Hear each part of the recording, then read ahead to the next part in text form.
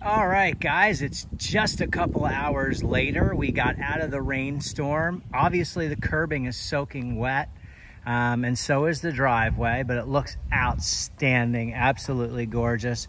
Property line to property line. And what I want to show you guys is with your surface cleaner, you're going to leave a round mark. Detach, use your high pressure ball valve, and make a nice straight line. And pair that up with your sidewalk. So, you know, make a nice straight line. Just really looks nice in the neighborhood. You can see with the last, can you guys see those stripes? So that's another pressure cleaning company, not me. This is gonna just brighten up as the, you know, as it begins to set up and dry. So all we did was run the whisper wash. We did use about a, I'd say about a 3% mix. Now, what I do is, when I first get to the house, I get all the edges really wet. I put a nice little dusting of water on the driveway to get the pores to open up. And then I lay about a 4% mix on the driveway and sidewalks and curbing. I let that set all day long. I do my house wash, I do my screen and enclosure, and then I come back and I surface clean. That's the very last thing that I do. And I just want to show you what things look like. Today, all we did was X-Jet. We used this 55-gallon SH tank, and it's strapped to an aluminum hand truck. And as you guys can see, I've got these little Gorilla ties.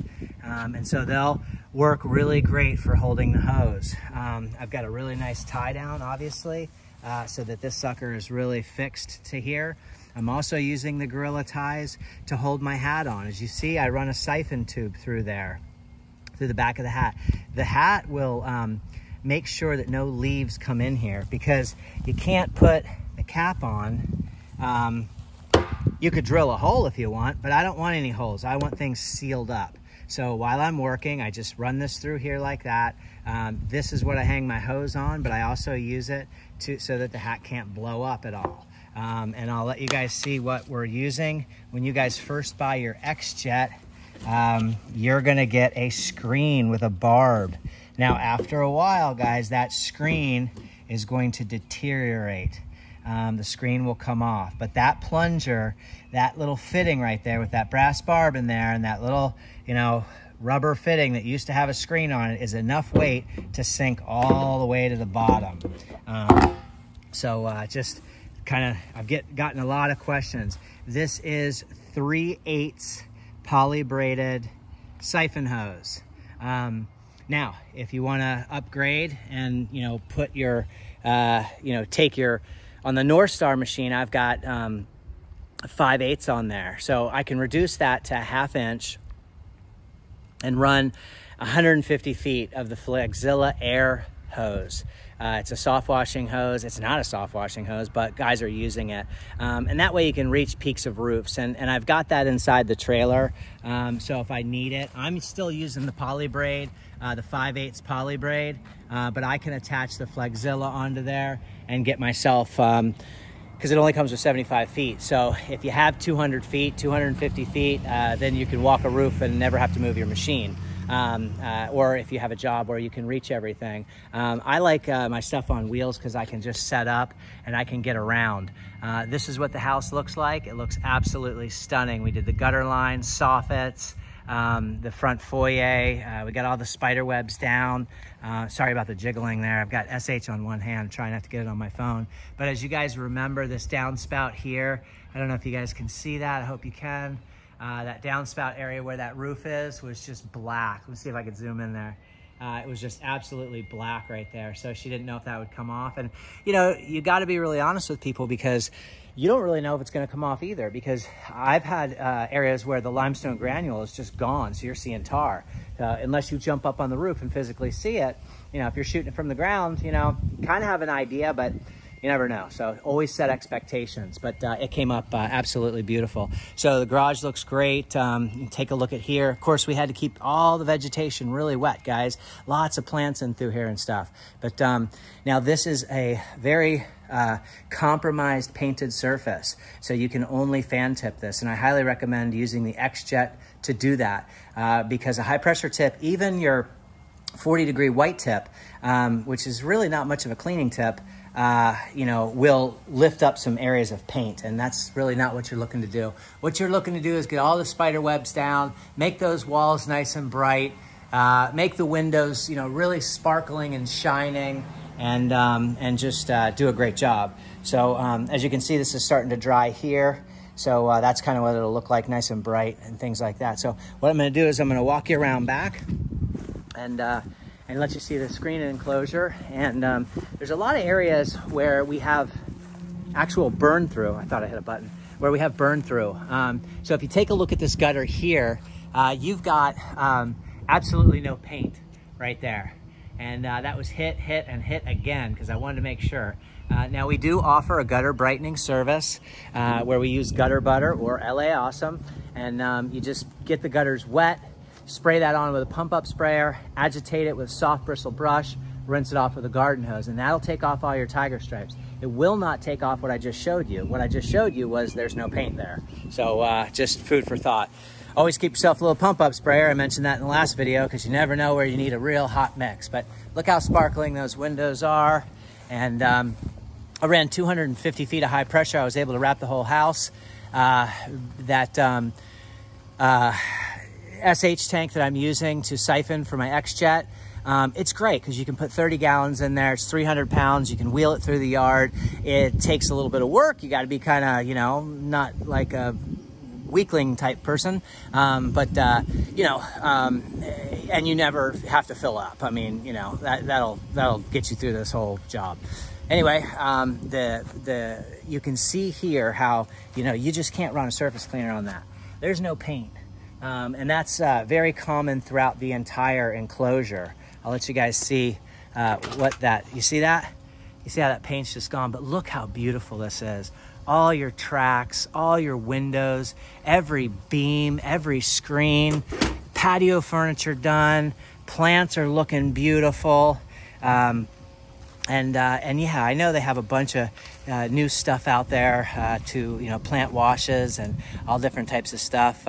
But, you know, for years and years and years, we have rinsed before, during, and after. Do not let any salt dry, even if it's a shrub. Don't be in a rush. And your pool enclosure will look like that.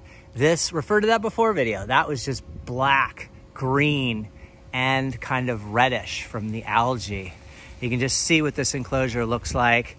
We've got lots and lots of plants through here, peppers and tomatoes, and she's got a full little garden out here. And you know, we had the creative intelligence of the universe working for us today because it poured just before I was about to get all this stuff nice and wet. So so that really helped out a great deal. But you know, your pool enclosure looks brand new, and it was really bad. It's very, very old.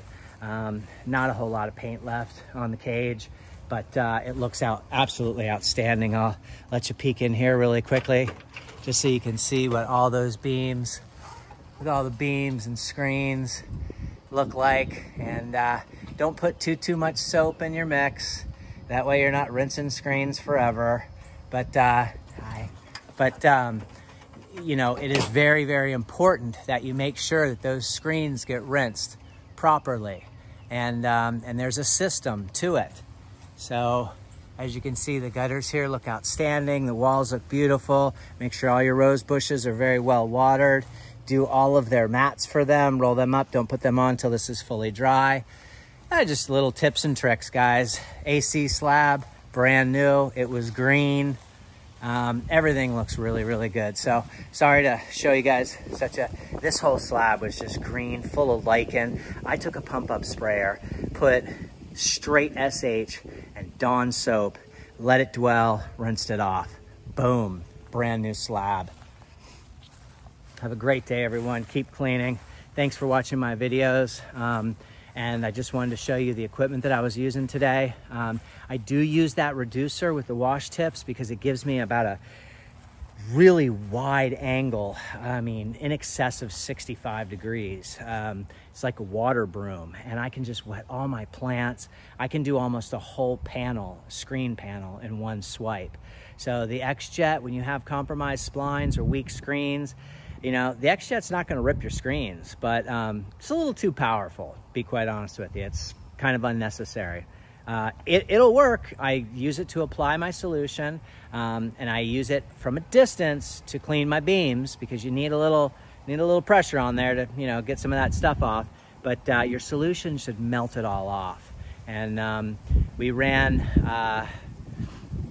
It's really hard to tell. Everybody's like, "What do you do? What is your mix ratio? What is your SH?" As you begin to do this more and more often, when you're batch mixing, you know, you're dumping, you know, straight SH onto stuff that you've already diluted, you know, so your ratios are never really an exact science. It's kind of like where you take a look at it and you think to yourself, okay, this is really dirty. I'm going to need some power here. I'm going to need some fire. Or this isn't really that dirty at all. I really don't need to be throwing this much SH around. You know, so it's really hard for me to be able to tell you. I do like to use a little bit of a hotter mix because I like to get the job done the first time. I don't like to have to come back. But I've been doing this for a while, so I kind of know. I know what's going to burn plants up and what's not. I was looking down here. I'll take you guys down here really quick. You can see what my sidewalks look like. They're going to dry and look like this. You got a little vanadium, which is a chemical reaction that happens through oxidation in the concrete. Look that word up, vanadium. It's a really good one, kind of like Gloio capsum magma. Makes you sound like you know what you're doing out here. Ancient line of cyanobacteria that travels from roof to roof. Well, vanadium is a, well, just look it up and you'll be educated. So see how I do my lines? So that line is gonna match that line. You know what I mean? So it's kind of like property line, rah, oh my gosh, my yard looks horrible. I need, you know, whoever just did that to do this. You know what I mean? So you're kind of like drumming up work, but you're also making it look really aesthetically pleasing for the customer. Have a great day, everyone. Keep cleaning. 4 gallon a minute. Cold water machine. 50 foot of supply line, 250 foot of high pressure. Pressure Pro. American made with pride. 4,200 PSI. Lots of cleaning units. That's the good pump. 13 horse nickel plated AR Viper. Bulletproof. Wish it was a turn. Wish I had a key start on here. You don't know how many of these cords I've broken. Well, 2 on my older machine and 1 on this machine. And anyway, have a great day, guys. Thank you. Good night.